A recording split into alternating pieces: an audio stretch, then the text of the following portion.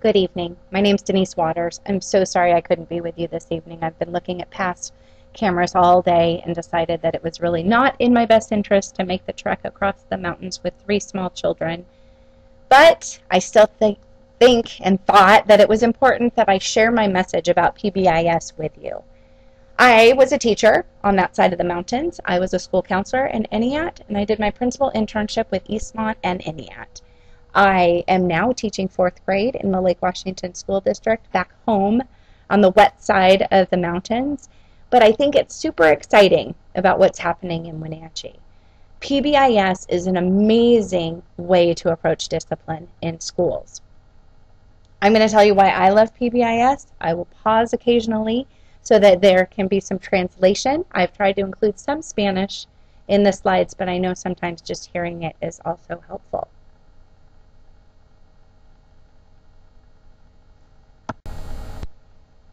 So like I said, PBIS is amazing, but what is it? Well, let's begin with some basics. In education, we call that background knowledge. I worked in retail. We had expectations. You needed to sell t-shirts or stuffed animals or videos. This is how you would do it. This is what I'm looking for. And if you do it, you get rewarded. That's all PBIS is. Do what's expected, get rewarded. Don't do what's expected, have consequences. As a note, rewards are sometimes the issue, so we'll talk more about that in just a little bit. But PBIS really is that simple. It's not a program or a curriculum, it's a philosophy, an approach that says we as a team, as a school, will establish expectations and we're going to teach you. I use this example all the time with my students. I'm not going to just teach you fractions one time. I'm going to teach it to you over the course of the year. Other teachers will teach it to you next year, and hopefully teachers taught it to you the previous year. We're going to do the same thing with behavior. We're going to make sure you understand what's expected of you.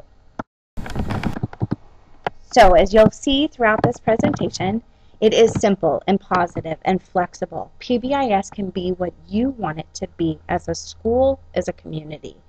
It's also called many things because it isn't a curriculum. You might hear it being called pride, or in my current school, being safe, respectful, and responsible.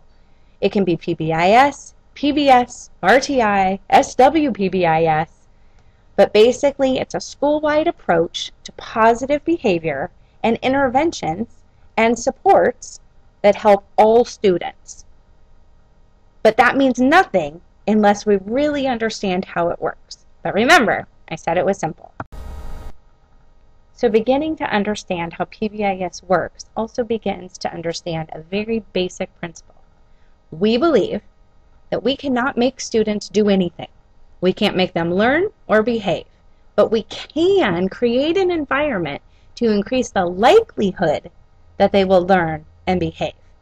We also fundamentally believe that all behavior, good or bad, is for a purpose, a function, to get something or to avoid something.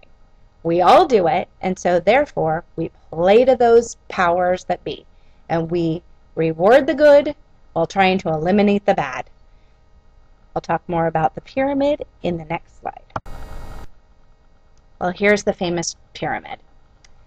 We use this pyramid a lot in education, but it's not a secret, so let me tell you about it. Basically, we assume that all students get some kind of education. So some kind of learning goes on. That's the green zone.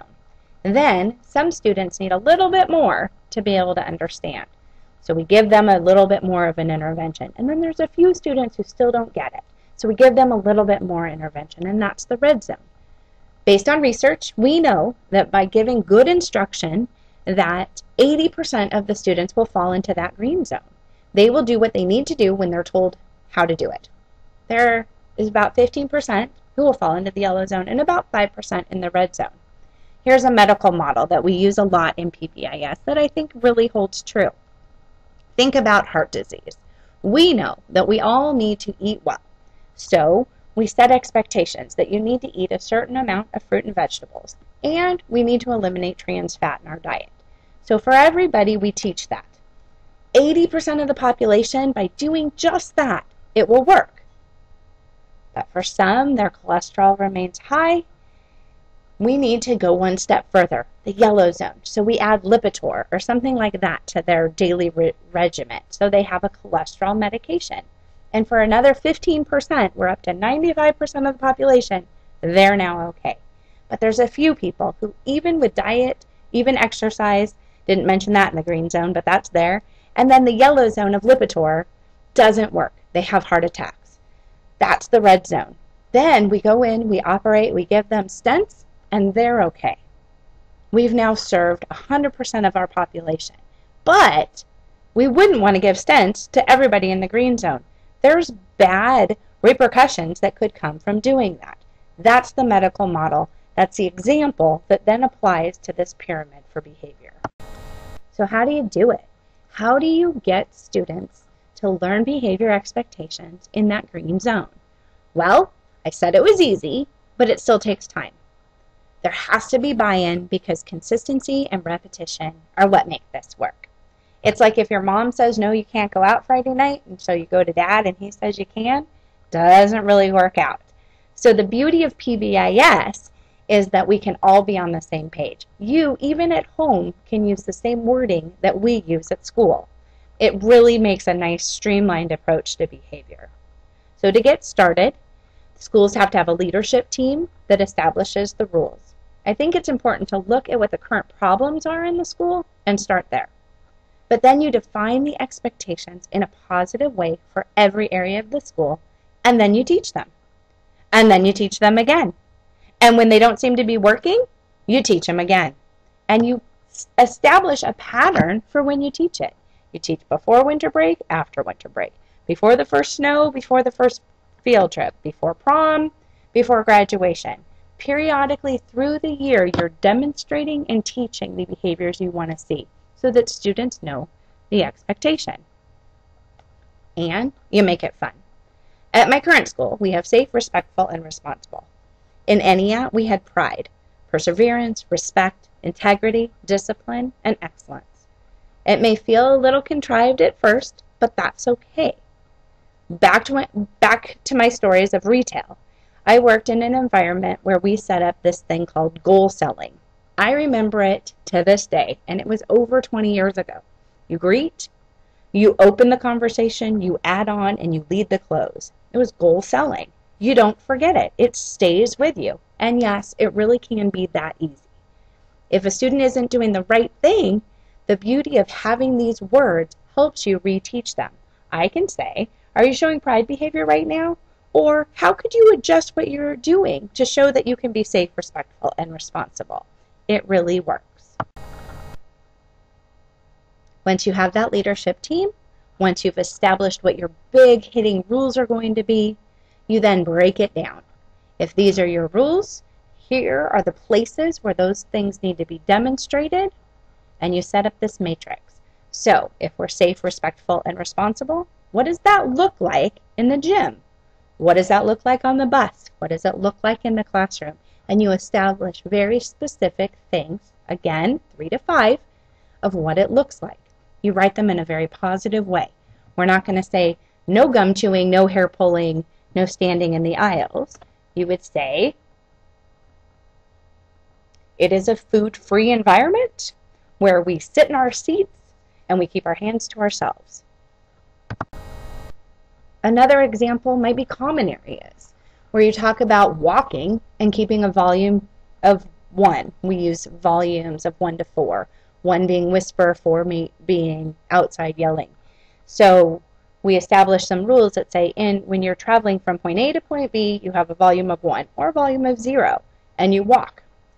So then when you see somebody not walking or having that volume, you can calmly pull them aside and say, can you show me what it looks like to have this behavior in the hallway? And they say, oh yeah, I can walk. So you have them show you. And they've demonstrated that A, they know it, they can tell you about it, and B, they can actually do it. So they've given you the opportunity, given themselves the opportunity to practice without anybody getting upset, kind of a natural consequence when they're running to get to recess and they have to come back and walk and go out again. That's that natural consequence that, okay, I've got it, I know the rule, I can proceed. So I hope, without looking at your faces, that you're understanding what I'm talking about and that it does feel simple and easy so far. After you teach, you reward. And I know rewards in schools sometimes are a slippery slope because, of course, none of us works for rewards. But we expect our children to do just that. But again, I go back. It's simple, easy, flexible. Rewards can be whatever you want them to be. It can be kind words, it can be tiger tickets or beagle slips or anything, really. Examples that I have in ENIAT, we had tiger tickets. You did the right thing, you got a tiger ticket. We then had a tiger store. You could go and you could buy things like candy or notebooks or balls or toys. For the middle school and high school kids, they could buy time on the Wii. They could have homework passes. They could have free time to do what they wanted. So the currency becomes what is important to the students. At Rockwell, where I currently work, we don't have a store, but they get Beagle Pride tickets, and they get their picture on the wall with the stuffed beagle, and that's enough. It gets good behavior. Most kids, the 80%, won't really need the reward after a while, but it becomes very powerful when you get into those Tier 2 and Tier 3 students because you can replace a good reward with bad behavior, and it becomes a real currency that you're trading for. So, once you've taught, you reward. Once you are doing it and you really are dug into it, you then look at the data. The data tells you, are your expectations working? Have you taught the right things? Do you need to reteach at a certain time of the year? Are you having fewer referrals? Are you having just a general feeling that the building is a better place to be? Those are the things that you're recording and then you're looking at. And occasionally you do have to adjust. It's the example I use with my students. It's like spinning plates. Once they're spinning, you barely have to touch them, but it takes a lot of work to get them up and going. And if you drop one, it takes a lot of work to clean it up and get it back to spinning again. But again, it's a simple process. Set expectations, teach them, reward or consequence, and then adjust if you need to based on data. And these pyramids are just a simple demonstration of what your data will look like if you're not doing it well. You don't want a yellow triangle. You want a green triangle. So if you're having punitive or reactive expectations, things that are happening in that Tier 1, then this is what it's going to look like. You're going to have fewer students doing the right thing, and you're going to be applying a lot of interventions to that middle group of kids, and you'll feel like that top tier of students, you have a ton of them. But if you do it really well and you set clear expectations, your pyramid will look like this, with fewer in the yellow and red zone. What we found in ENIAT and what I see at Rockwell is that we really don't even have 20% in those top tiers. It's more like 10 to 12%. It's really a nice feeling. And how do I know that it works other than it just feels fun and good and wonderful? Well, we have evidence. We have research. And this is a double-sided pyramid. We are already doing this for academics, and it works. And so the logical next step is to do it for behavior. PBIS is not new. It has been going on in school districts around the country for 20 years. Locally in the Wenatchee Valley, it is going on in a lot of districts and in a lot of schools. It is an easy, simple philosophy approach. But again, it takes an investment to set it up and make sure that everyone can be successful. But I think it's a road worth going down. So to finish up my presentation, again, I really wish that I could have been there tonight, but looking at the snow conditions, I'm really glad I didn't make it.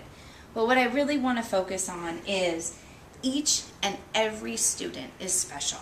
We as parents send our children out into the world to be loved for and educated. And PBIS is one of those programs that allows teachers to find out what is best in our students and play to their strengths.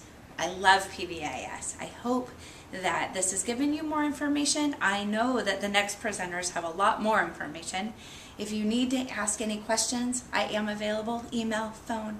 Get my information from Jennifer and Michelle, and good luck. I think this is a very exciting time for Wenatchee. Thank you.